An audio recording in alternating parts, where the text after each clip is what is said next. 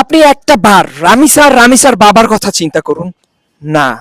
আপনি রামিসার স্থানে আপনার কন্যাকে এবং রামিসার বাবার স্থানে আপনাকে বসান। আপনি চিন্তা করেন কতটা পৈশাচিক নির্যাতন করেছে, কতটা জঘন্য কর্মকাণ্ড করেছে এই সোহেল নামের ঘাতক। আপনি সোহেলের কথা একবার চিন্তা করুন, যে এই ঘাতক সবকিছু কিন্তু আদালতের কাছে বলেছে, প্রশাসনের কাছে বলেছে, সবকিছু সে ধরা খাওয়ার পরই সে বলে দিয়েছে। এবং তার একটা নাটকও দেখলাম, যে সে অসুস্থ হয়ে যাওয়ার একটা নাটক করতেছে। মানে কতটা জঘন্য, নিকৃষ্ট। এবং আমি বারবারই বলি, আমাদের এখন যে সময়টা চলতেছে, যে যুগটা চলতেছে, আমরা যেই যুগে অবস্থান করতেছি, এইটা আইয়ামে জাহেলিয়ার যুগকেও, সেই অন্ধকার যুগকেও এটা হার মানাবে। হ্যাঁ, এটা অন্ধকার যুগকেও হার মানাবে।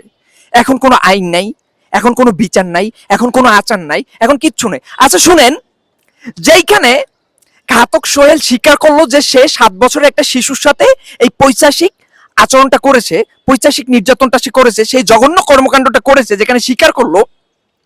এবং এই আধুনিক যুগে এসেও আপনারা মনে করেন যেখানে ডিএনএর মতো সিস্টেম আছে, যেখানে মনে করেন প্রমাণ পাওয়া যায়, যেখানে মনে করেন সবকিছু অ্যাভেলেবেল, এই সময় এসে 3 দিনের বেশি একটা বিচারের জন্য কোনোভাবে দরকার হয় না।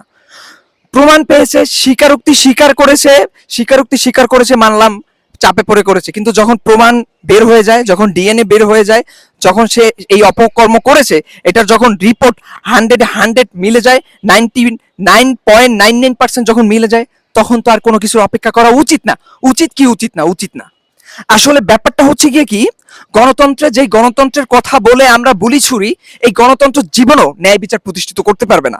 সারা পৃথিবীকে যেই গণতন্ত্রের মালা পরিয়ে রাখা হয়েছে, সেই মালা আসলে কোনো কাজেই দিবে না, সেই মালা শুকিয়ে ঝরে পড়ে যাবে।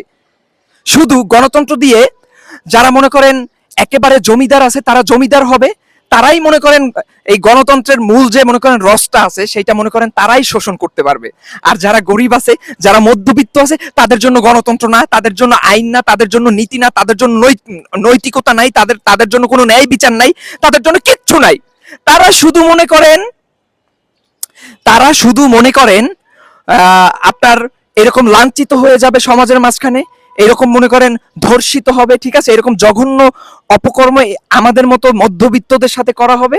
এবং মনে করেন এটাকে কি একটা মহল আছে, যারা অপরাধের পক্ষে গিয়ে তারপর মনে করেন এটাকে ধামাচাপা দেওয়ার চেষ্টা করবে। ঠিক আছে, এইটাই হচ্ছে গণতন্ত্রের মারপ্যাচ, এইটাই হচ্ছে গণতন্ত্র।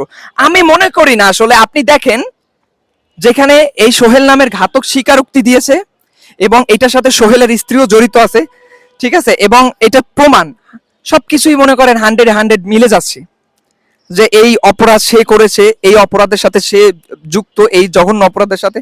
তারপরে যদি মনে করেন এখন আদালত মনে করেন এটাকে ইনায় বিনায় পেঁচায় মেচায় মনে করেন লং টাইম করে, মাসের পর মাস করে, এই করে সেই করে, এই শুনানি ওই শুনানি, ঠিক আছে, আজকে না কালকে, কালকে না পরশু, ঠিক আছে, এরকম ভুং ভাং করতে করতে একটা সময় কি করবে, এই অপরাধীকে জামিনে আবার মুক্ত করে দিবে গণতন্ত্রের মাধ্যমে। তারপর হচ্ছে আবার সে মনে করেন এই গণতন্ত্রের বুলি কি বলবো এখন, আবার সে মনে করেন আরেকটা অপরাধ করবে, নয় অপরাধ করবে।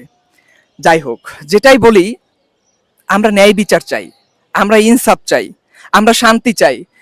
আমাদের সন্তান, আমাদের শিশু, তারা যেন নিরাপদে থাকতে পারে, তারা যেন নিরাপদে বেড়ে উঠতে পারে, আমরা এইটা চাই। আমরা চাই না আমাদেরকে, আমাদের সমাজ, আমাদের রাষ্ট্র আর এই মনে করেন এই গণতন্ত্রের বুলি দিয়ে আমাদেরকে ঠকানো হোক, প্রতিনিয়ত ঠকানো হোক। এরকম নাটকবাজি আমাদের আর পছন্দ না। আমরা চাই সে যেই হোক না কেন, সে যত বড় লোকই হোক না কেন, সে স্বরাষ্ট্রমন্ত্রীর ছেলে হোক, সে প্রধানমন্ত্রীর ছেলে হোক, আই ডোন্ট কেয়ার, অপরাধ করছে, অপরাধের শাস্তিটা আমরা চাই। আমরা কি এইরকম একটা রাষ্ট্র কখনো পাবো? এটাকে আমরা আশা করি?